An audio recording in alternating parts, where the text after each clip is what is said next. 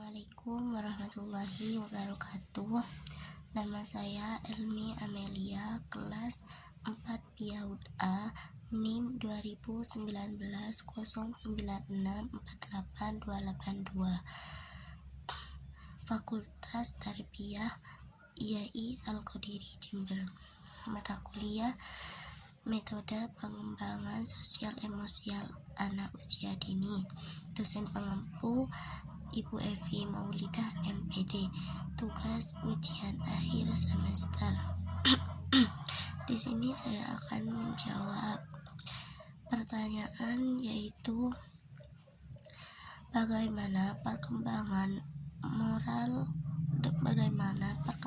sosial emosional anak usia pada umur 5-6 tahun, yaitu tingkat pencapaian perkembangan sosial emosional anak usia 5-6 tahun menurut Peraturan Menteri Nomor 58 Tahun 2009, yaitu bersikap kooperatif dengan teman, menunjukkan sikap toleran, mengekspresikan emosi yang sesuai dengan kondisi yang ada, mengenal tata krama dan sopan santun sesuai dengan nilai sosial budaya setempat, memahami peraturan dan disiplin, menunjukkan rasa empati, memiliki sikap gigih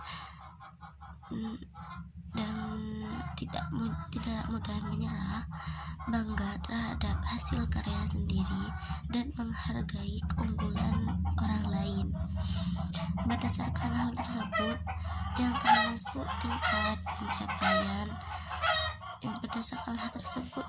tingkat pencapaian perkembangan anak pada usia 5-6 tahun dalam aspek sosial, diantaranya seperti bersikap kooperatif dengan teman, menunjukkan sikap toleran, serta menunjukkan rasa empati.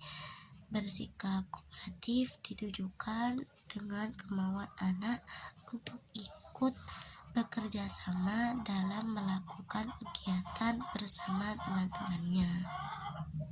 Menunjukkan sikap toleran terlihat ketika anak mau berbagi dengan teman-temannya tanpa membedakan satu sama lain.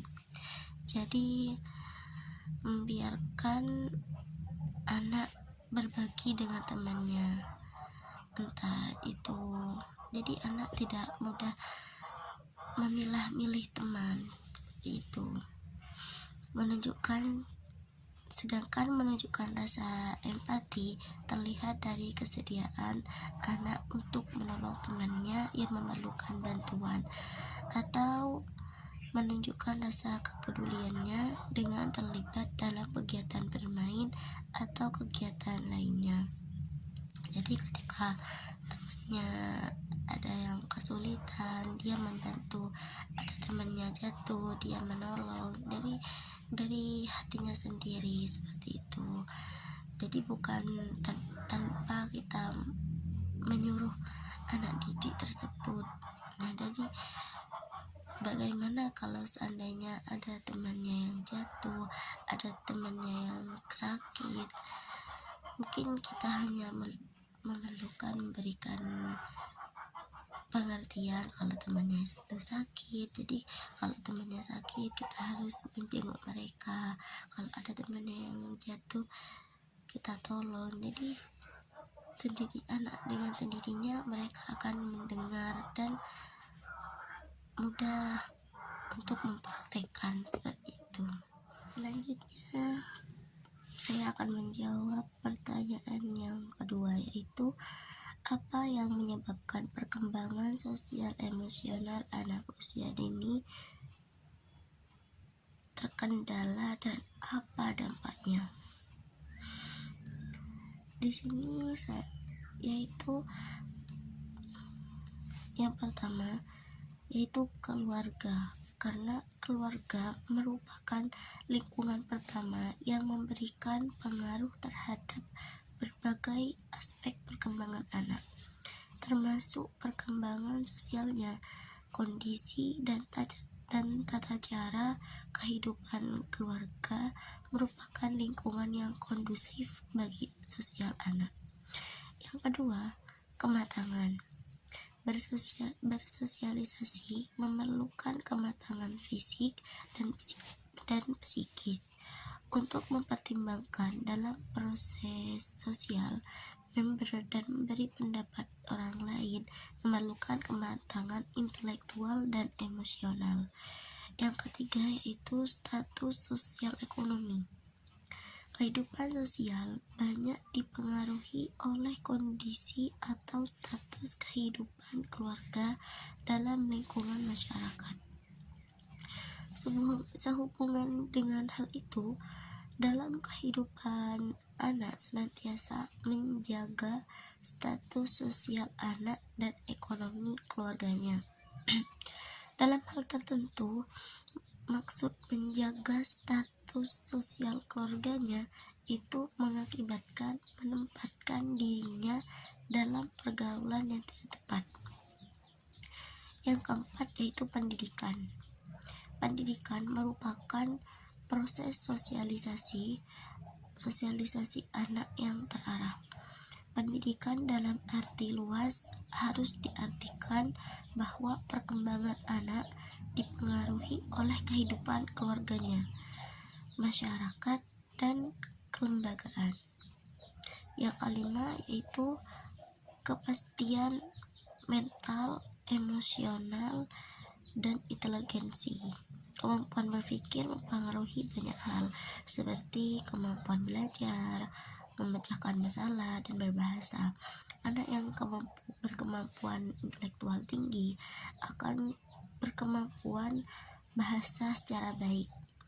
Pada kasus tertentu, tentu seseorang jenius atau superior sukar untuk bergaul dengan kelompok sebaya karena pemahaman mereka telah setingkat dengan kelompok umur yang lebih tinggi.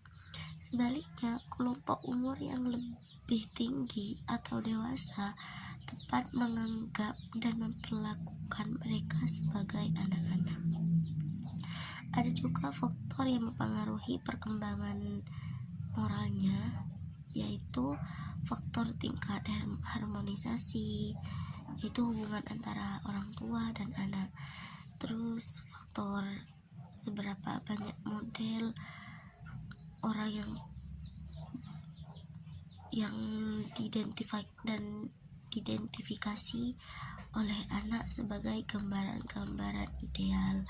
Terus faktor lingkungan memegang peran penting karena di antara segala unsur lingkungan berbentuk manusia yang langsung dikenal atau dihadapi oleh seseorang sebagai perwujudan dan nilai-nilai tertentu. Faktor selanjutnya yang mempengaruhi perkembangan moral adalah tingkat penalaran. Perkembangan moral yang sifatnya penalaran dipengaruhi oleh perkembangan nalar sebagaimana dikemukakan oleh Piaget.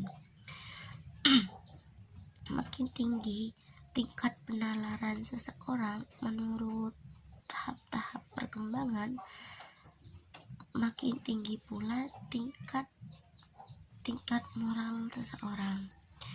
Yang terakhir, faktor interaksi sosial.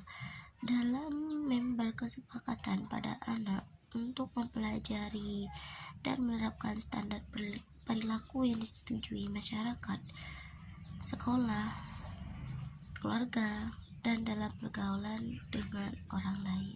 Baik, saya akan menjawab pertanyaan yang ketiga, yaitu apa saja upaya yang dapat dilakukan pendidik PAUD agar perkembangan sosial emosional anak dapat berjalan secara optimal. Sebagai pendidik, yaitu guru adalah teladan. Keteladanan itu keteladanan adalah tindakan atau setiap sesuatu yang ditiru atau diikuti oleh seseorang dari orang lain yang melakukan atau mewujudkannya, sehingga orang yang diikuti tersebut disebut teladan. Namun, keteladanan yang dimaksud di sini adalah keteladanan yang dapat dijadikan sebagai alat pendidikan, yaitu keteladanan yang baik sehingga dapat didefinisikan bahwa metode keteladanan uswah adalah metode pendidikan yang diterapkan dengan cara memberi contoh-contoh teladan yang baik berupa perilaku nyata, khususnya ibadah dan akhlak.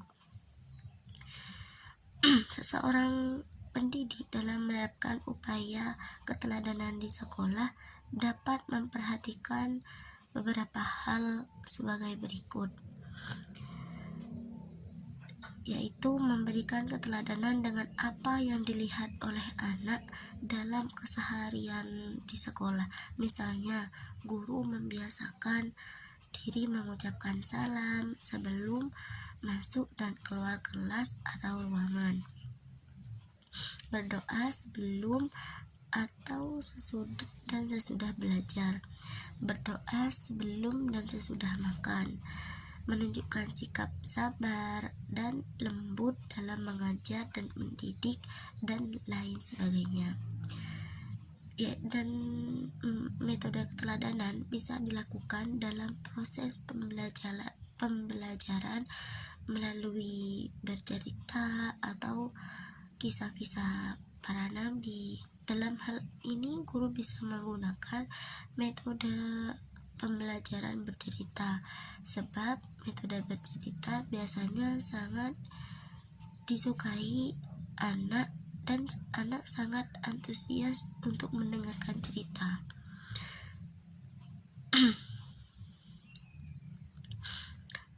Adapun figur-figur yang bisa menjadi model bagi anak usia dini dalam pendidikan moral, yaitu keteladanan Rasulullah.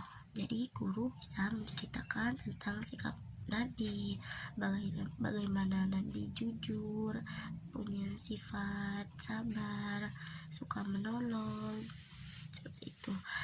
Juga keteladanan orang tua. Jadi apapun yang orang tua lakukan pasti dilakukan oleh anaknya, karena seperti pepatah, buah jatuh tidak jauh dari pohonnya, seperti itu. Jadi kalau orang tuanya demikian, maka anaknya juga demikian. Namun kalau orang tuanya mengajarkan sifat keburukan, sebaik mungkin pendidik atau guru itu memberikan pengajaran kepada anak bagaimana perilaku yang baik, kesopanan, seperti itu. Jadi kalau orang tua tidak bisa, mungkin guru yang ada di sekolah atau di lembaga bisa mengajari anak tersebut. Yang terakhir yaitu guru memang sudah harus menjadi contoh. Kalau di rumah ada orang tua yang mengajari, kalau di sekolah ada guru yang mau mengajari, seperti itu. Mungkin hanya itu yang dapat saya jelaskan.